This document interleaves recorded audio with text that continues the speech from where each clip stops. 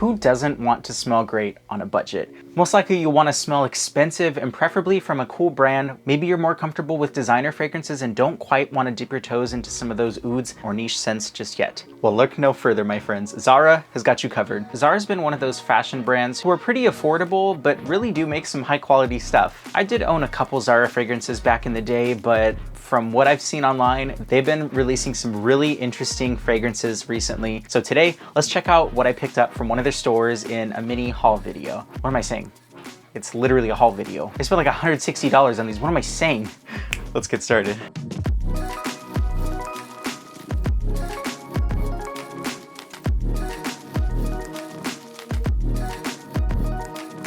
Real quick before we start the video, I'd like to give a quick reminder that if you like shopping for Middle Eastern fragrances, you can use the code COMMONSENSE for 10% off your total order at tripletraders.com. I love the quality of service and also just the amount of fragrances that you can discover. I have a lot of fun just browsing and scrolling through and looking at all the different Middle Eastern fragrances. If you are doing a haul or if you just want to pick up a couple fragrances, use my code COMMONSENSE to save 10%. I'll also get a little commission, and that's a good way to kind of save you some money and also support the channel. So back to the video. So for the first fragrance, we're going to be checking out Vibrant Leather Bogoss. This one you can see it's about $40, and this one is an eau de parfum concentration. Modernity notes immerse us in a trendy mood. Interesting.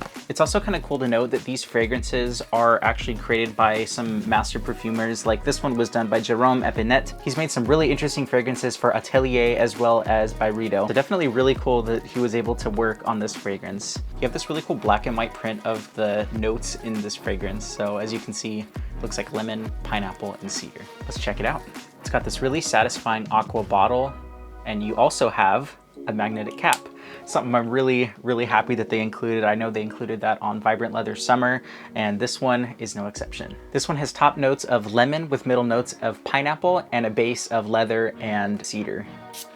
So really, really nice atomizer. Ooh, it's super fruity and musky straight off the bat. It's got this really cold and aquatic pineapple, super fresh, and also some woods in the base that give off a really sweet and sort of tart vibe. It is a little bit synthetic on the skin from that pineapple and the kind of tartness, but it does still smell really pleasing. Almost like they sort of have a pineapple and ambroxan thing going on here. There's not ambroxan listed in the notes, but it kind of has that slightly metallic, a little bit airy, kind of aromatic vibe, but it smells really, really cool and musky. What's nice is that leather and the wood combination in the base somehow reminds me a little bit of that Aventus woodiness with that sort of birch vibe that they're kind of going for. There is no birch in this, but it kind of gives me that woody, pineapple-y vibe with this one. But ultimately, this is a little bit more fresh. It's got that pineapple sweetness that really overtakes sort of everything else, at least in the opening. Yeah, on the dry down, it smells a lot more musky, and you do lose a little bit of the edge from that pineapple, and I actually prefer the dry down a little bit more. Pineapple is absolutely fantastic, but it's one of those notes, it's kind of like mint for me at least, where it's a little bit hit or miss, and sometimes it can be a little bit overwhelming, but I actually really like how they do it here, but I prefer the dry down a little bit more because you lose a little bit of that edge and it just smells a little bit more creamy and it smells a lot more pleasing. You do have a little bit of that depth from the leather, but overall it's still really bright and citrusy. It just smells like a tropical summer popsicle. So now that I think about it, this one does remind me of certain aspects of Maison Francis Kurkdjian's General Fluidity Silver, mainly from the muskiness, the slight bitterness, and the citruses, but mainly much more tropical and pineapple heavy in this one. Definitely suitable for a younger person in their teens or in their 20s. This one, it lasts about 6 hours and it projects really strong for about 2 to 3 hours off your skin. So you do have a few hours where you have a nice kind of scent bubble around you, but the sillage smells really nice and refreshing, especially for the summer heat. And that one is Zara's Bogoss Vibrant Leather. So this next one I was most excited to try, mainly from the name alone. This one just piqued my interest. This one is Sand Desert at Sunset. Doesn't that name just sound really, really cool? What's interesting about this one is created by Benoist Laposa, and he actually created by Kilian's Angel Share. And many people have said this is actually an interpretation of Angel Share. That's kind of cool that the creator of Angel Share made an Angel Share interpretation for Zara. Look at this really, really cool bottle. You have a nice dark juice. Sadly, you do not have a metallic cap or a magnetic one. It's sort of a plastic one, but it still looks really nice, especially in the hand and on the shelf. Oh man, this one is super cinnamon and boozy up top. It shares that boozy kind of cognac note with that ultra sexy honeycomb. Oh man, this one's got notes of cinnamon, oriental notes, tonka bean, orange, chocolate, olibanum, and floral notes. This one was also compared to Maison Alhambra's Kismet Angel, and I think this one actually smells a little bit better. It smells a little bit more heavy in that cinnamon and that cognac. This one's just nice and mature, giving off a slight muskiness. On the dry down, you do lose some of that booziness and you're left with just a really nice soft warmth. Really, the tonka, the vanilla, and the musk are still present at the base with just a little bit of a hint of that cinnamon spice. I feel like I lose a little bit of the edge of the cognac, but it's still really nice, sweet, spicy, and musky. So I actually wore this one to work and it lasted about 7 to 8 hours and it projected really strong and pushed off my skin for about 3 to 4 hours. So I was actually pretty surprised at that one, especially at the price point. And that one is Sand Desert at Sunset. This next one was actually created by the nose of Anne Yo, and Anne Yo actually created Scandale Le Parfum for Jean Paul Gaultier, and she also created Lacoste's L1212 Eau de Parfum. So definitely two popular releases. That's also really cool that she created this fragrance. And this fragrance is Imperial Purple.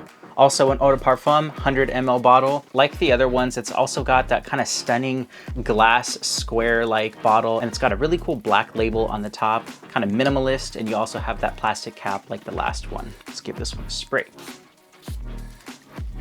Ooh, in air, that smells fantastic. Man, right off the top, that's got that beautiful powdery iris that gives off that sort of makeup bag feeling. I love how that smells in the air. It's nice because you don't get that immediate alcohol blast that you get with some of the cheaper fragrances. I can tell that this one is a higher quality fragrance. We'll see how long that opening lasts. So this one has notes of iris, leather, woodsy notes, vanilla, cereals, and praline. Like I said earlier, this one's got a beautiful powdery iris up top, and it also has quite a bit of strong leather that makes it really warm and kind of masculine here. You also got that gourmand touch from the vanilla, and what's kind of interesting is they added that cereal accord here, kind of earthy wheat vibe with the leather and the iris. I really like that combination. You also get a little bit of that creamy nuttiness from the praline here. This one definitely draws comparisons to Dior Homme Parfum, and also people have said it smells similar to Valentino Uomo Intense. I have to agree, it definitely shares some of that iris, tonka, and leather of Valentino Uomo Intense, but definitely has more of the creaminess and that sort of more dusty iris and powdery iris from Dior Homme Parfum. Super masculine, classy, and definitely worth wearing around the office or after work. I think this one also smells really similar to Giorgio Armani's Cuir Zarzura. It shares some of that deep kind of leathery iris, but without some of that citrus that's in this one. I think this one smells really nice. It's got that blast of leather, tonka, and that kind of powdery iris, but in the dry down, it becomes a lot more similar to something like Prada L'Homme. It smells real clean and soapy, but a little bit more herbaceous in the dry down. This one's also got moderate longevity, around 6 to 7 hours on me, and personally, I actually really like this one. Just note that it does change a lot and you lose a little bit of that kind of brightness up top and it becomes a little bit more soapy, a little bit more herbaceous in the base. This one was also that $40, and I think this one is fantastic if you want something similar to Dior Homme Parfum, or maybe something just with that kind of nice leathery iris that dries down into something a little bit more soapy. That one is Zara's Imperial Purple. This one is actually from Zara's Heritage Collection. This one actually includes Zara's Black Tag and Black Tag Intense. I'd also like to add that both of these are considered eau de parfum concentration. So this gift set was actually about $36, and I'd say that's definitely a good deal for 2 fragrances. We're gonna check out regular Black Tag first. As you can see, you have a really interesting matte black kind of bottle. I like how it's rounded on the top, and you also have a little bit of a textured cap as well. Also a plastic cap, so no magnetized cap on this one. Really nice atomizer. Oh man, this is definitely what I'm talking about. God, I sound like Guy Fieri. That smells so good. That was definitely misleading. Oh, okay. So Black Tag is an eau de parfum and has notes of grapefruit, bergamot, pepper, musk, vetiver, and vanilla. Definitely citrusy and musky up top with that really nice peppery sweetness. It's also very bergamot heavy and almost lemon-like, but I also get quite a bit of grapefruit, but not quite that rindy grapefruit that you get with something like Dolce & Gabbana's Light Blue Forever. This one is a lot more light, musky, and creamy. I can honestly say I did not expect it to smell like this from judging the bottle alone. With a name like Black Tag, I assumed that it would be a lot darker and stronger. Just real clean, sweet, and soapy here. The vetiver also keeps it smelling smelling a little bit green and woody as well. This one is definitely more unisex leaning, and people have said that this shares a similarity with Chanel's Allure Homme Edition Blanche. Haven't smelled that one, but I would love to do a comparison between the two.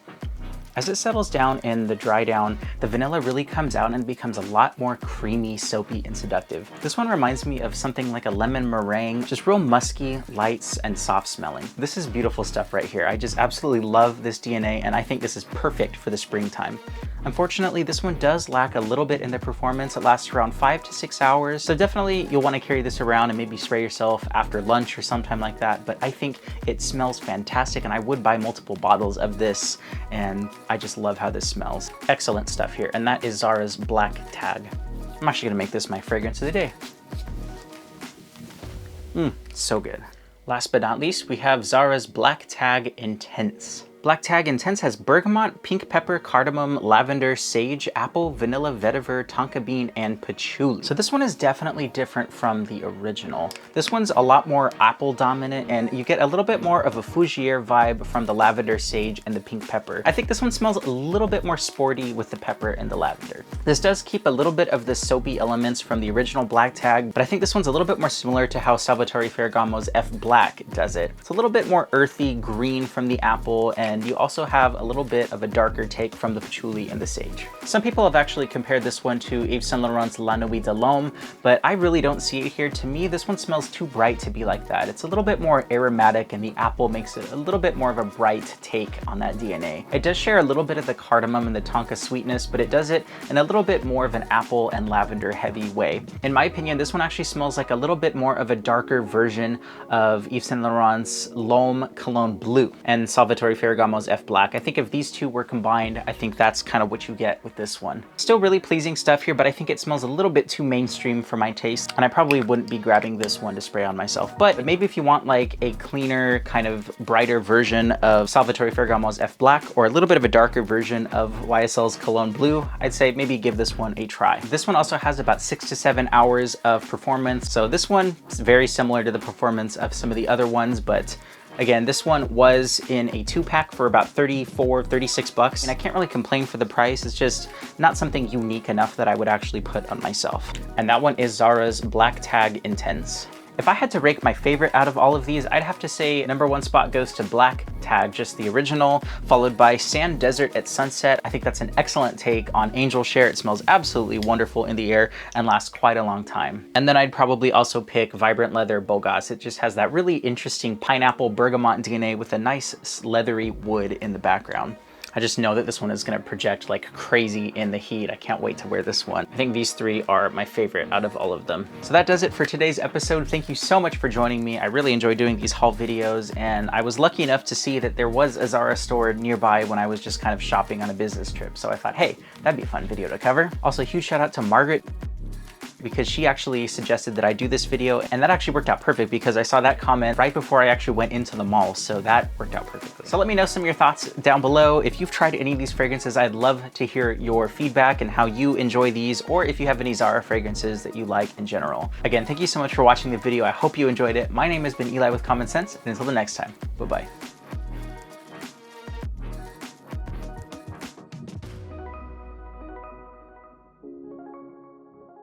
So I thought, hey, I got a little money blowing a hole.